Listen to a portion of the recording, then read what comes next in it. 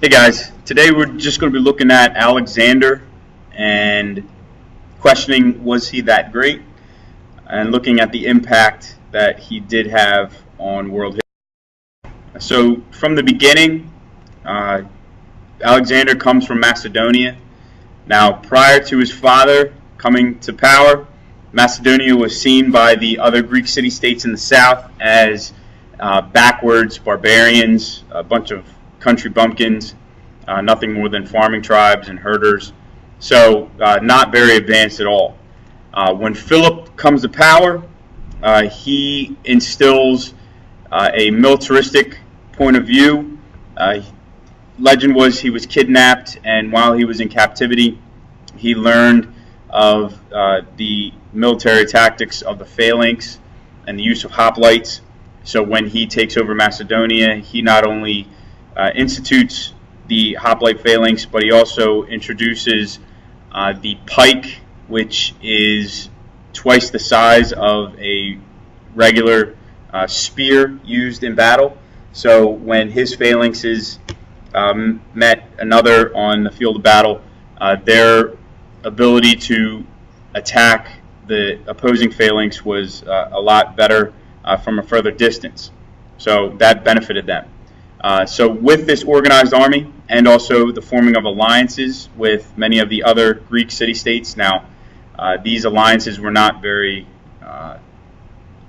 they weren't organized in or created in friendly manners. Some of them were through bribery, some of them were basic threats of destruction, and then others were through diplomacy.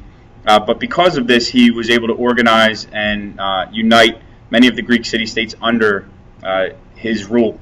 The Athenians and the Thebans were the two that opposed him, and he ended up defeating them at the Battle of Chaeronea, which was a very significant point where he then claims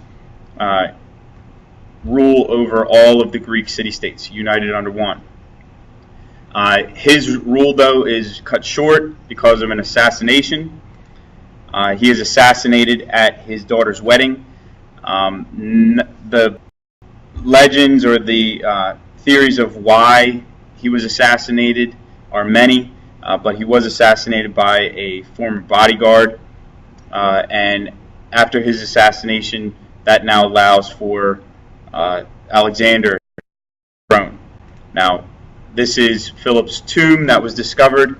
You may go to the website if you care to, but his tomb is decorated in many of the, like many of the ruling class, with gold, and he was buried with weapons and all that. But his wife, Olympias, her tomb was actually just discovered this year by archaeologists. So now Alexander's parents, both of them, have been discovered, or are believed to have been discovered. With Alexander, he takes the throne, or comes to power at 20, but by this time he's already a seasoned vet. He began fighting with his father when he was around 16. He was a great horseman, and his use of the cavalry is what really benefited not only his father's military, but will benefit his military down the road, his use of the cavalry. He gains or regains order in Greece, and he then tries to fulfill his father's dream of taking over Persia. So he enters Asia Minor with roughly 37,000 soldiers to begin his now, we'll move quickly through his campaigns, but this is just to highlight a few points. He uses his campaigns as more of a sightseeing vacation, along with being a military campaign.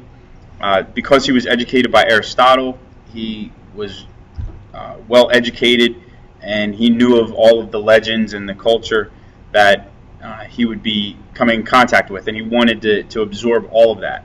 So Alexander begins crossing over and meeting Darius, the Persian emperor's forces at Granicus. This is the first battle.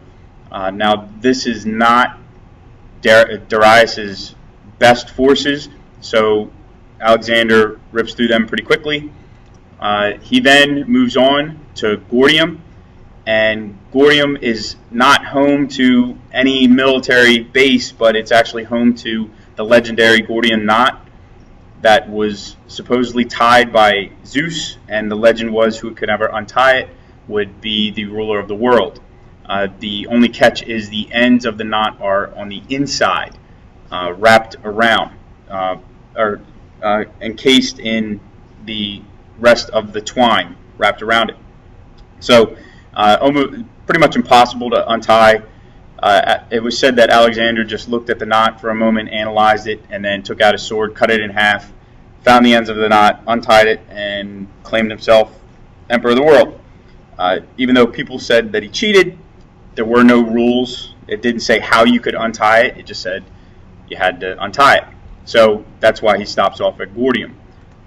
The next major battle, which is the first meeting between Darius and Alexander's forces, Darius is there on the battlefield, is Isius. Alexander's forces rip through the Persian forces, and Darius, instead of maintaining order on the battlefield, he runs away and retreats back to Babylon. And this is the first instance of Darius showing weakness on the battlefield, which causes many of his people to start to lose faith in the ruler. Instead of going directly to Babylon, again, Alexander decides he's going to travel around the area. He stops off in Tyre. Tyre is supposedly the wealthiest city of the time. It is a Phoenician trading port, and it's an island. So the only way to get out there is by boat. Well, Alexander knows that it's not going to work to attack Tyre by sea, so he then spends a year building a stone causeway, which a portion of it is supposedly still standing, and you can go see it. And he spends all that time, builds that causeway, gets out there, sacks Tyre, and to celebrate, he and his men get drunk and burn down the town. So kind of a common theme with Alexander that we'll see. But he visits Tyre, then moves to Syria, and then Egypt, claims rule in Egypt, then moves on through, and then finally meets Darius' forces again at Gaugamela, and again Alexander's forces defeat Darius, and Darius runs away. This causes Darius to truly fall out of favor, and he is later captured and assassinated by his own people. Following the Battle of Gaugamela, Alexander moves into Babylon. He stakes his claim as the ruler, the new Persian leader. He marries Darius's daughter, which solidifies his line in the Persian Empire, and then gets drunk and burns down the town again. So, but he does not stop there. He wants to keep moving, and his forces do push on. Now,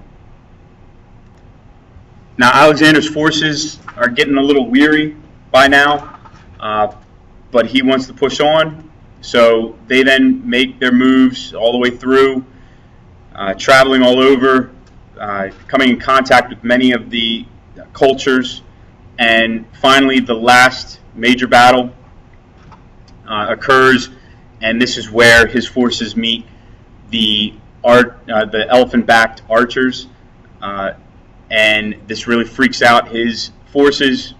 This is the first defeat of Alexander's forces, and it is said that Alexander is injured during this battle, and after this is the extent of his empire, or his campaign, that is.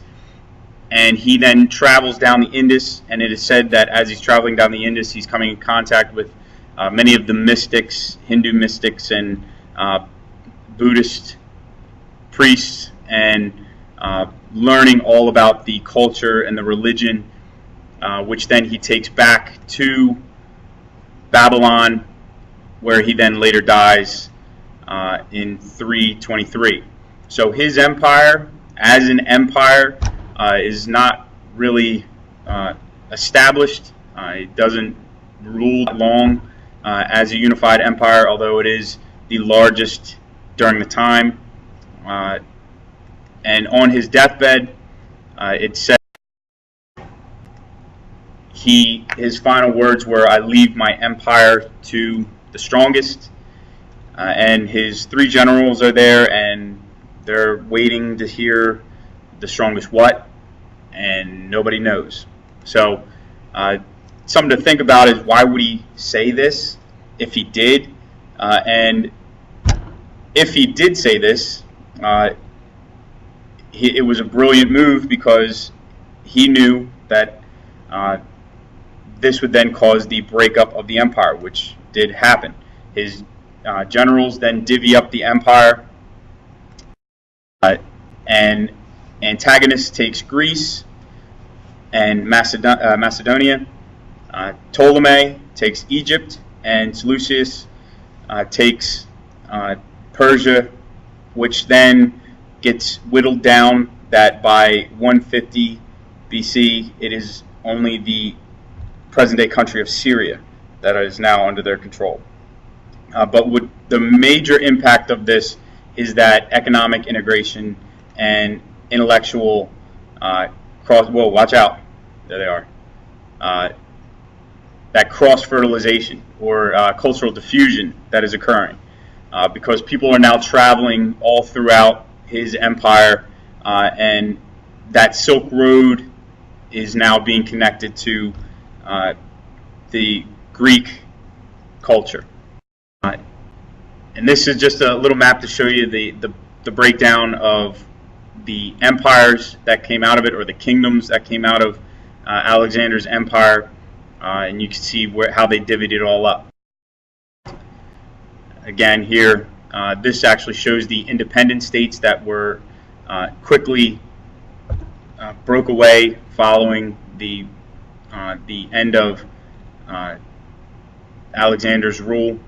By 240 BC, you have many of the groups just completely breaking away and getting out of there. Now, Alexander's legacy is mainly the spreading of the Greek culture. He names 70 cities after himself, which he can do because he conquered them. But also, within those cities, he places soldiers and traders. He also influences his men to marry Persian women and the women that they're coming in contact with. So that is also spreading the culture. And Alexandria, Egypt, becomes the epicenter of the Hellenistic culture, the mixture of the Greek, Persian, Egyptian, and Indian influences. It is a center of knowledge, trade, and also attractions. You have the Pharaoh's lighthouse. We also have the Library of Alexandria, which we'll look at. But under the Hellenistic culture, you also have a freedom of women. Now, this could be attributed to Alexander's looking up to his mother. Olympias was a very strong-willed woman. But under the Hellenistic culture, women do have much more freedom than in the traditional cultures. This is another example of the great altar of Zeus at Pergamum.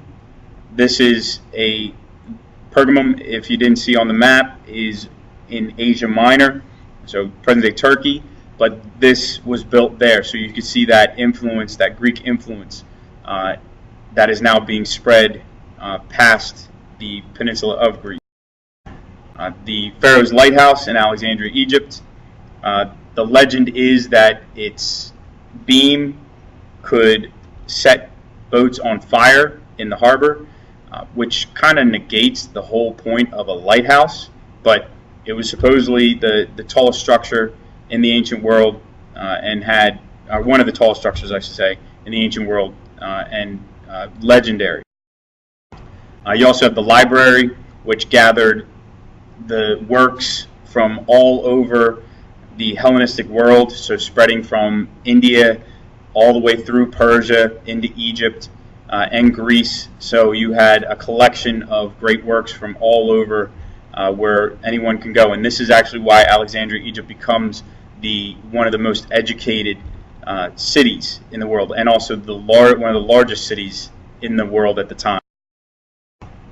Now, with the Hellenistic culture, you have the idea of policies and the breakdown and structures of these policies making their way into Persia. So stoas, council halls, theaters now start to pop up.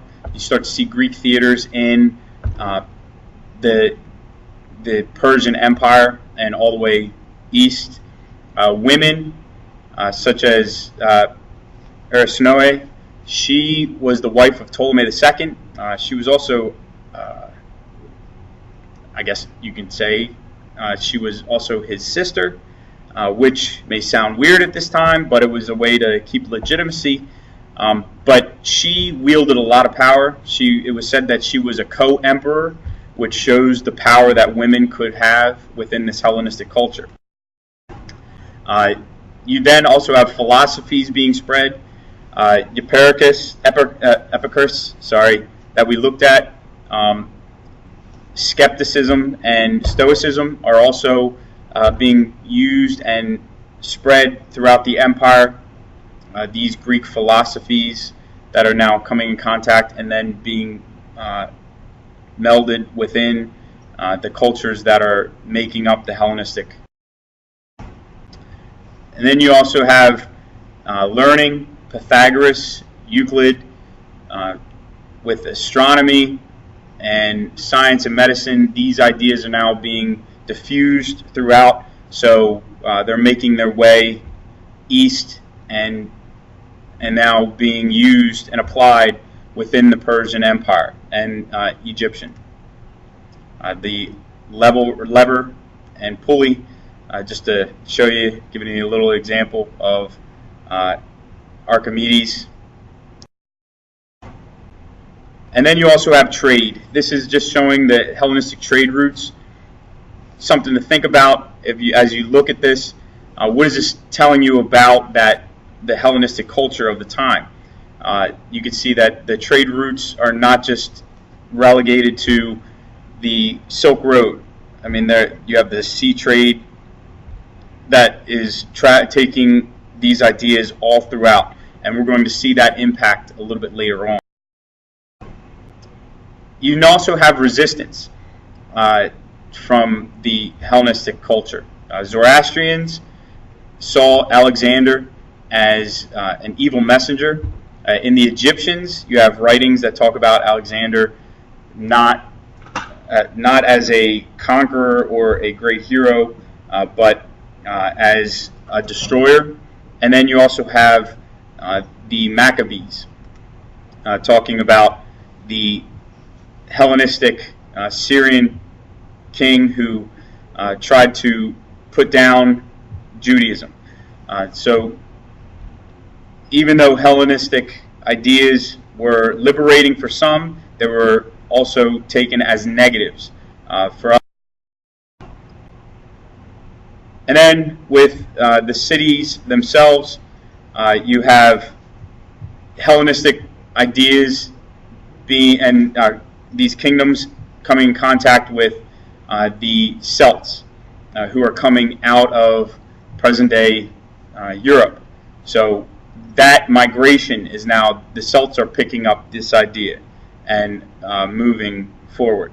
And the Celts also, or the Celts, sorry, are also having an impact later on when we talk about the sacking of Rome. This just to show you the Celtic raids that were taking part. Looking at his lasting impact, this is a 16th century painting of Alexander being lowered in a glass diving bell. Just take a moment and look at this. What is interesting about this rendition? What is unique about it? And we'll talk about it. So now your assignment, using what we just talked about and researching what you can via the internet. I want you to compare the Hellenistic art styles with the Gandharan and Persian styles. Compare the women's rights and responsibilities in India, China, and Greece, thinking about the Hellenistic ideals that are being spread. And then Alexander's achievements with Ashoka and the Han emperors. But something to think about. Was he that great? And why is his name always applied, or great always applied with his name and known as Alexander the Great? So that is a question that we must figure out. So we'll talk tomorrow.